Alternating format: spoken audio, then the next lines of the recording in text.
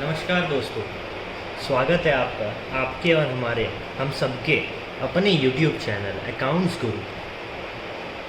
तो दोस्तों, आज हम क्लास 11 का वीडियो यहाँ बना रहे हैं और ये बहुत इम्पोर्टेंट वीडियो है। बहुत इम्पोर्टेंट चैप्टर आज हम स्टार्ट कर रहे हैं।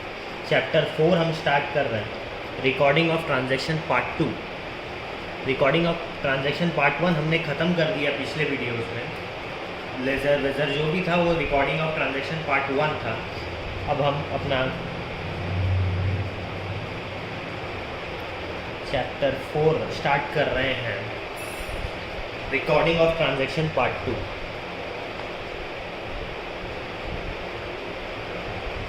Recording of transaction 2। चलिए, तो फ्रेंड्स, मैं आपसे रिक्वेस्ट ज़रूर करूँगा कि प्लीज़ लाइक शेयर सब्सक्राइब ज़रूर करें चैनल को और बेल आइकन ज़रूर दबाएं ताकि आप तक वीडियो टाइम टू टाइम पहुंचता रहे। तो आइए फ्रेंड्स, अब हम आगे बढ़ते हैं अपने वीडियोस पे। तो इस चैप्टर में हम बेसिकली क्या पढ़ेंगे, पहले हम वो समझ लें। इस चैप्टर में बेसिकली हम पढ़ने जा रहे हैं आज जो आगे जो इस चैप्टर में हम पढ़ेंगे वो है cash book, purchase book, purchase return book, sales book, sales return book और कुछ उसके जर्नल। चलिए, ये तो ठीक है भैया, पढ़ तो लेंगे ये, बट ये है क्या चीज़? ये तो हमारा लेज़र में कवर हो जाएगा। कैश बुक हम लेज़र में बनाए होंगे, परचेज बुक हम लेज़र में बनाए होंगे, purchase account, purchase return account हम उसमें लेज़र में बनाए हैं। सीख तो नहीं है सब? नहीं फ्रेंड्स, मानता हूँ आप सीख लिए हैं, आप बहुत कुछ जानते हैं, बट ये सब स्पेशल पर्पस बुक्स है जो हर profit organisation, non profit organisation, single entry organisation, मतलब जो सिंगल एंट्री सिस्टम फॉलो कर रहे हैं या डबल एंट्री सिस्टम जो फॉलो कर रहे हैं, वो सबको ये सारे बुक्स बनाने हैं, सबको। तो आइए, क्या हम पढ़ेंगे?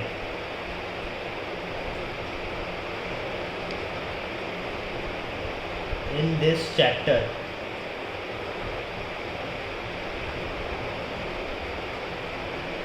we will discuss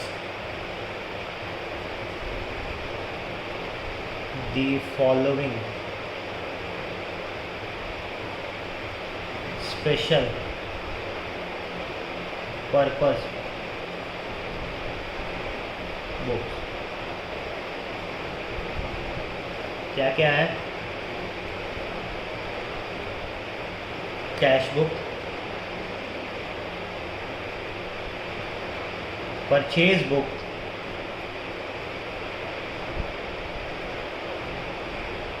purchase return, या हम इसे बोलते हैं रिटर्न आउटवर्ड,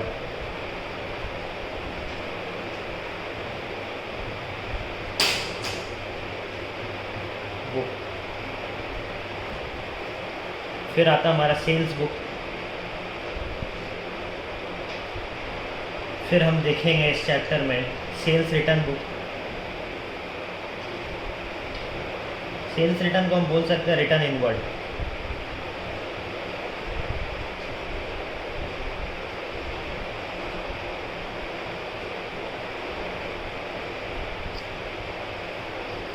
और हम क्या देखेंगे? और हम इन सब का जर्नल देखेंगे। जर्नल प्रॉपर किसे कहते हैं वो हम आगे डिस्कस करेंगे। तो ये सारी चीज़ हम इस चैप्टर में कवर करने वाले हैं। तो आइए फ्रेंड्स, हम अपना अब पहला, दैट इज कैश बुक, इसे डिस्कस करते हैं। कैश बुक है क्या? आइए अब हम देखते हैं कैश बुक क्या है फ्रेंड्स। आइए, cash book is a book in which all the transaction relating to cash receipts and cash payments are recorded। एकदम यही है, कैश बुक इसे ही बोलते हैं। आइए लिखते हैं, cash book is a book in which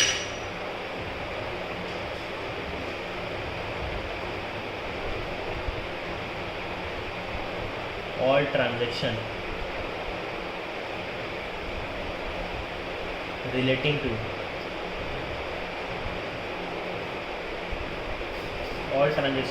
to cash receipts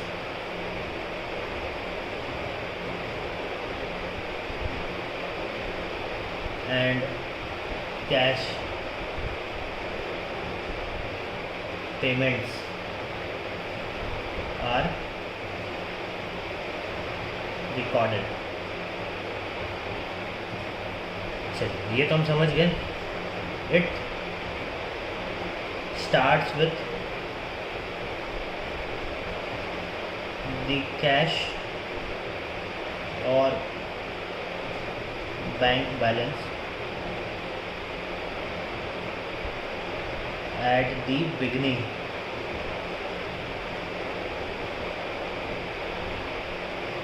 of the period। और ये जो है कैश बुक, ये मंथली बेसिस में जनरली बनता है, तो उसे भी लिखते हैं generally.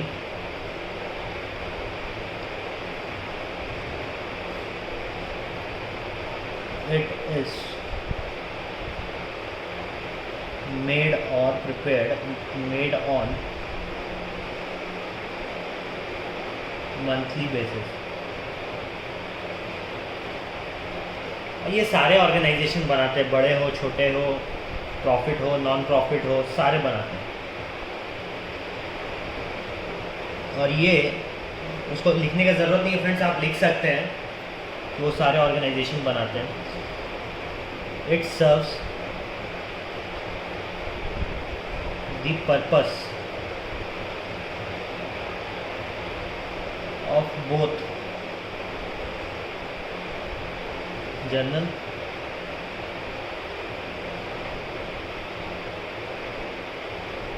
as well as ledger,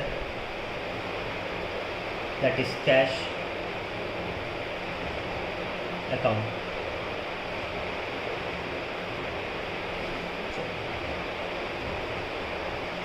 इसका और एक नाम है, कैश बुक का और एक नाम है, उसको हम बोलते हैं बुक्स ऑफ ओरिजिनल एंट्री।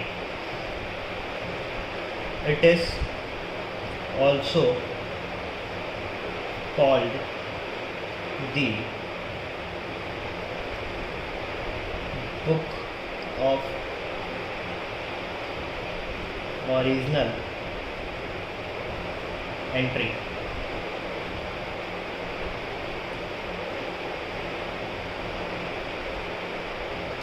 और फ्रेंड्स, जब हम कैश बुक बना रहे हैं तो इसके जर्नल एंट्री मारने की ज़रूरत नहीं है, हमें जर्नल पास करने की ज़रूरत नहीं है। और कैश और बैंक का सेपरेट और अलग लेज़र अकाउंट भी बनाने का ज़रूरत नहीं है, क्योंकि हम पहले ही जान गए हैं कि ये journal as well as ledger account है, ये दोनों का पर्पज़ को फुलफिल करता है, तो हम इसे क्यों बनाएं। आइए, अब कैश बुक भी दो टाइप के होते हैं। सिंगल कॉलम कैश बुक, जो हमारा पहला पार्ट है, single column cash book. Single column cash book का मतलब क्या होगा? सिर्फ और सिर्फ कैश का अमाउंट यहाँ पे आएगा, बैंक अमाउंट नहीं आएगा, मतलब बैंक अकाउंट साथ में नहीं बनेगा। तो आइए देखते हैं ये है क्या चीज़। The single column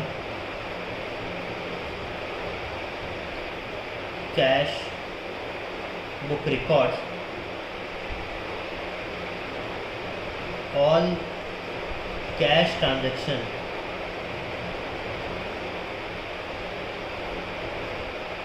of the business in a chronological order। Chronological order मतलब that is it is complete record of cash receipts and cash payments.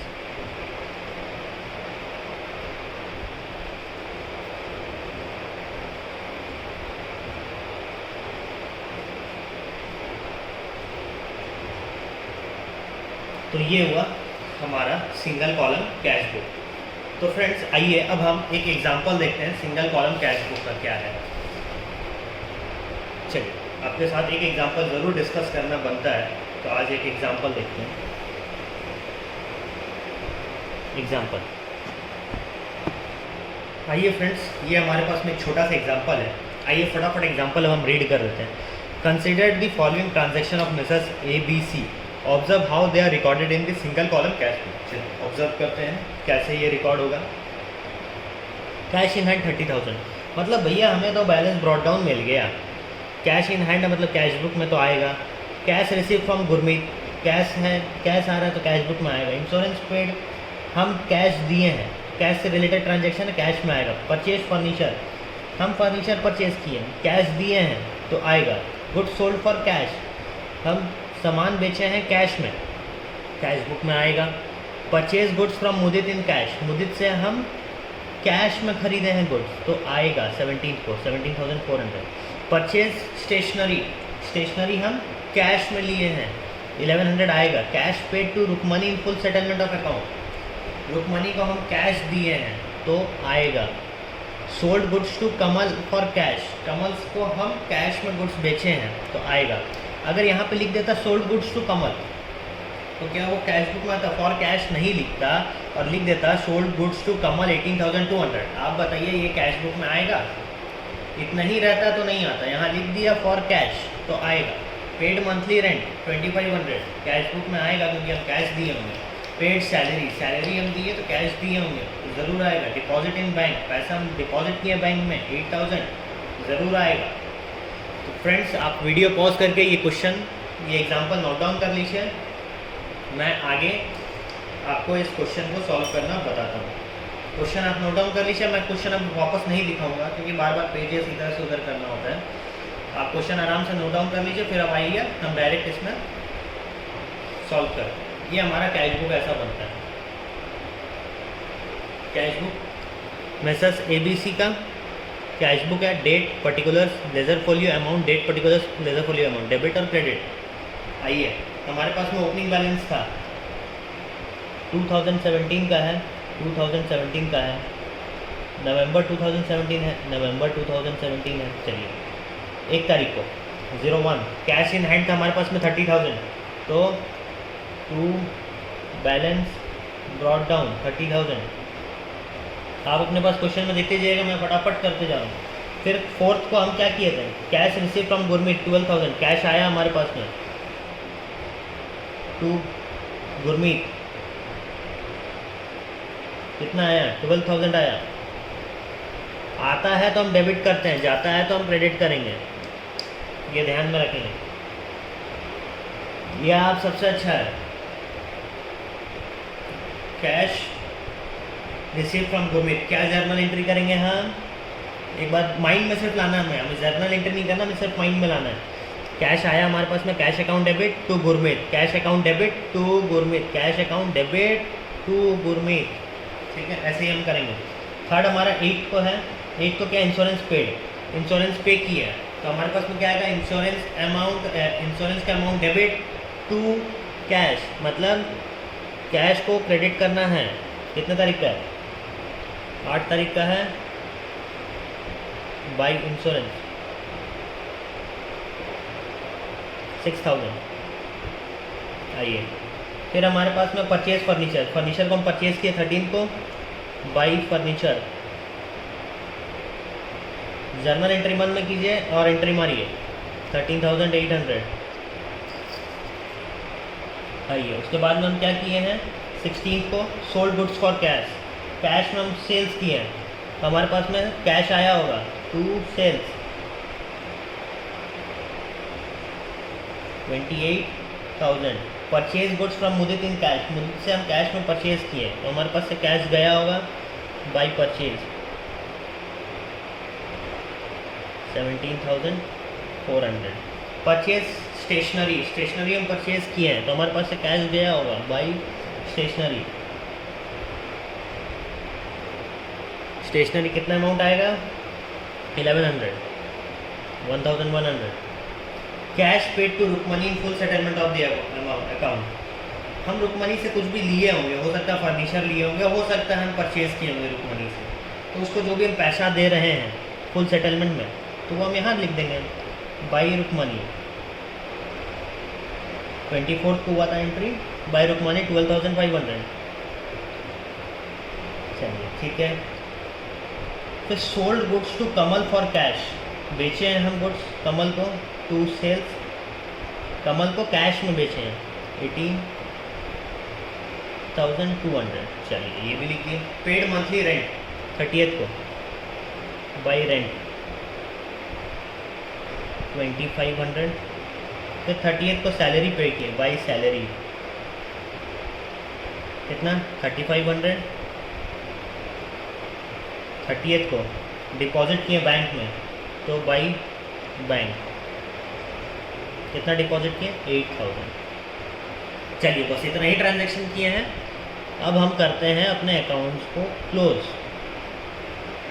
ये मंथली बनता है तो ये मंथ का 2017 नवंबर का मंथ है तो हम अब इसे क्लोज करेंगे। तो 30th नवंबर को बाई बैलेंस कैरिड डाउन, इसका टोटल हो जा रहा है 88,200 लाना है हमें। तो बैलेंसिंग फिगर जो आ रहा है 23,400। कैश का हमारा बैलेंस है 23,400 और फिर हम 2017 दिसंबर 1 टू बैलेंस कैरिड डाउन 23,400 ऐसे हम फिर इसे क्लोज कर देंगे।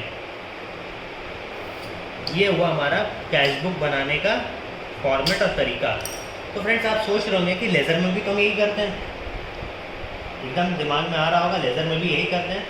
तो फ्रेंड्स आपको मैं बता दूं, मैं आपको पहले ही बोला हूँ कि ये एज वेल एज ये लेज़र भी है और एज वेल एज ये जर्नल भी है।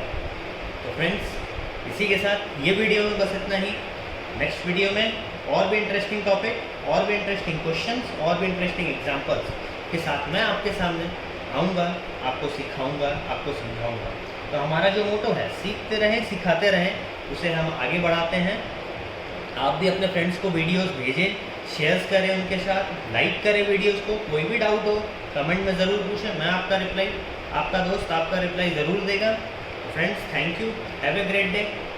मिलते हैं अपने नेक्स्ट वीडियो।